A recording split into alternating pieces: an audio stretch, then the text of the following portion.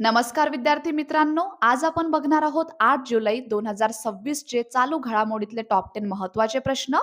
आणि आजचा आपला पहिला प्रश्न आहे: अलीकडे पंतप्रधान नरेंद्र मोदी यांना इंडोनेशियाचा कोणता सर्वोच्च नागरी पुरस्कार प्रदान करण्यात आला? या प्रश्नाचं योग्य उत्तर आहे पर्याय क्रमांक बी, बितांग आदिपूर्णा. पंतप्रधान नरेंद्र मोदी यांना इंडोनेशियाचा सर्वोच्च नागरी सन्मान बितांग आदिपूर्णा प्रदान करण्यात आला. हा सन्मान इंडोनेशियाचे राष्ट्राध्यक्ष प्रबोवो सुबियांतो यांनी जकार्ता येथील इस्ताना मर्देका येथे प्रदान केला. पंतप्रधान मोदी 6 ते 8 जुलै 2026 या कालावधीत इंडोनेशियाच्या अधिकृत दौऱ्यावर होते. बितांग आदिपूर्णा याला star of the Republic of Indonesia first class असेही म्हटले जाते. हा सन्मान 1959 मध्ये सुरू करण्यात आला असून तो इंडोनेशियाचा सर्वोच्च राष्ट्रीय नागरी सन्मान आहे. इंडोनेशिया देशाबद्दल जाणून घ्या. इंडोनेशियाची राजधानी आहे जकार्ता. चलन वापरले जाते इंडोनेशियन रुपिया आणि राष्ट्रपती आहेत प्रबावो सुबियांतो.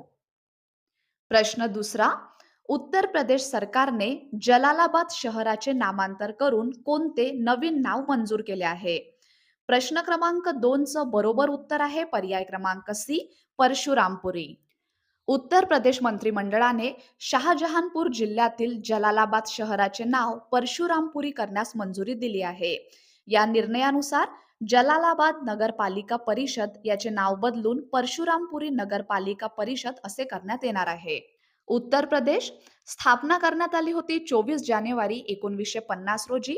राजधानी आहे लखनौ.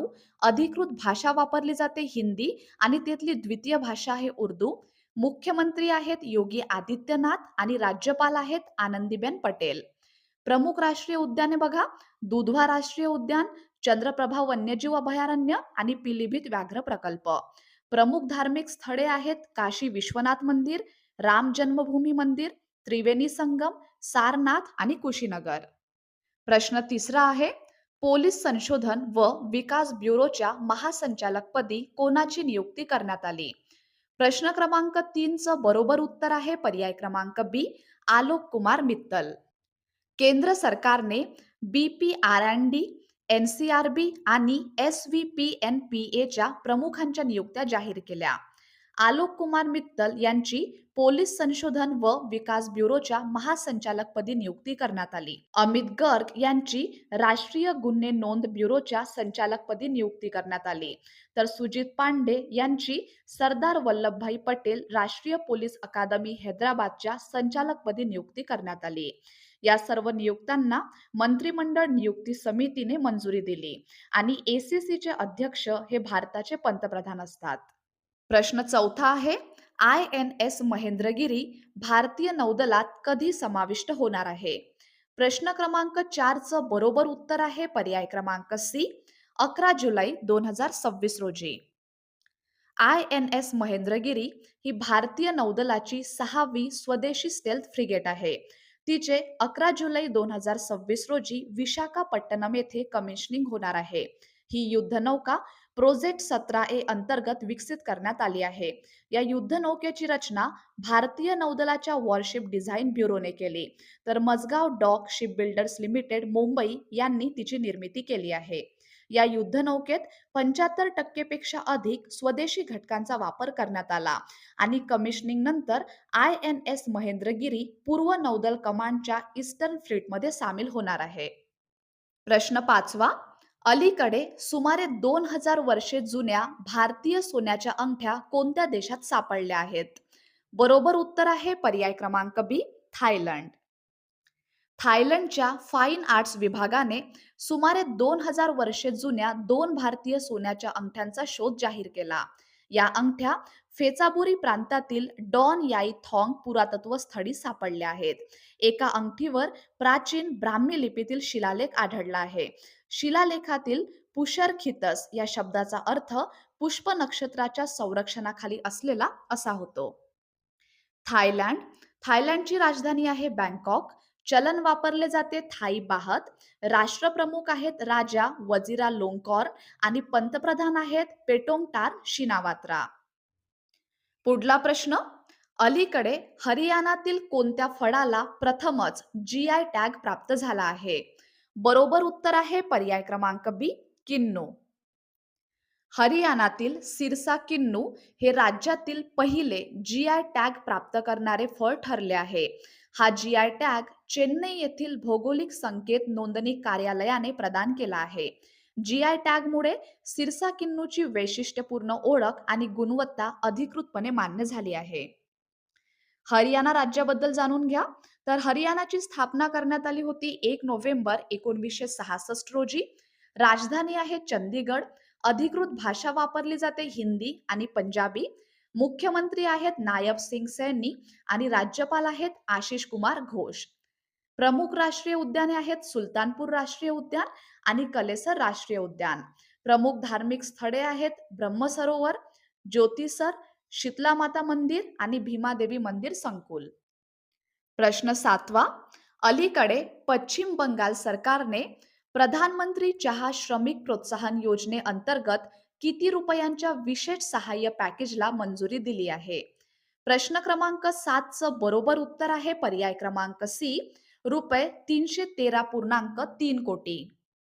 पश्चिम बंगाल सरकारने प्रधानमंत्री चहा श्रमिक प्रोत्साहन योजना राबविण्याच्या धोरणाला मंजुरी दिली आहे. या योजनेसाठी रुपये 313.3 कोटींचे विशेष सहाय्य पॅकेज मंजूर करण्यात आले.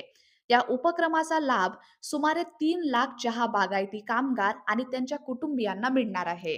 पश्चिम बंगाल स्थापना करण्यात आली होती 1 नोव्हेंबर 1956 रोजी. राजधानी आहे कोलकाता. अधिकृत भाषा आहे बंगाली. मुख्यमंत्री सुवेंदू अधिकारी आणि राज्यपाल आहेत RN रवी. राष्ट्रीय उद्याने आहेत सुंदरबन राष्ट्रीय उद्यान, निओरा व्हॅली राष्ट्रीय उद्यान आणि जलदापारा राष्ट्रीय उद्यान. धार्मिक स्थळे आहेत दक्षिणेश्वर काली मंदिर, कालीघाट काली मंदिर, बेलूर मठ आणि तारापीठ मंदिर. प्रश्न 8वा आहे. अलीकडे इस्रोने गगनयान मोहिमेसाठी कोणत्या प्रक्षेपण वाहनाच्या घन इंधन मोटरची पहिली यशस्वी ग्राउंड चाचणी पूर्ण केली? प्रश्न क्रमांक 8चं योग्य उत्तर आहे पर्याय क्रमांक सी, SOLVE, ज्याचं लॉंग फॉर्म आहे sub orbital launch vehicle for experiments. इस्रोने SOLVEच्या घन इंधन मोटरची पहिली यशस्वी ग्राउंड चाचणी पूर्ण केली. ही चाचणी गगनयान मानवी अंतराळ मोहिमेचा महत्वाचा टप्पा आहे. या चाचणीद्वारे नवीन प्रोपल्शन प्रणालीची कार्यक्षमता यशस्वीरित्या पडताळण्यात आली. ही प्रणाली पॅराशूट आणि क्रू मॉड्यूल रिकव्हरी चाचण्या विविध परिस्थितींमध्ये पार पाडण्यासाठी विकसित करण्यात आली आहे. प्रश्न 9वा आहे. 2025-26 मध्ये AICTE द्वारे सर्वाधिक अभियांत्रिकी महाविद्यालये कोणत्या 2 राज्यात बंद करण्यात आली? प्रश्न क्रमांक 9चं योग्य उत्तर आहे पर्याय क्रमांक सी, उत्तर प्रदेश आणि महाराष्ट्र. 2025-26 मध्ये कमी प्रवेश संख्येमुळे AICTE ने 58 अभियांत्रिकी महाविद्यालय बंद केली.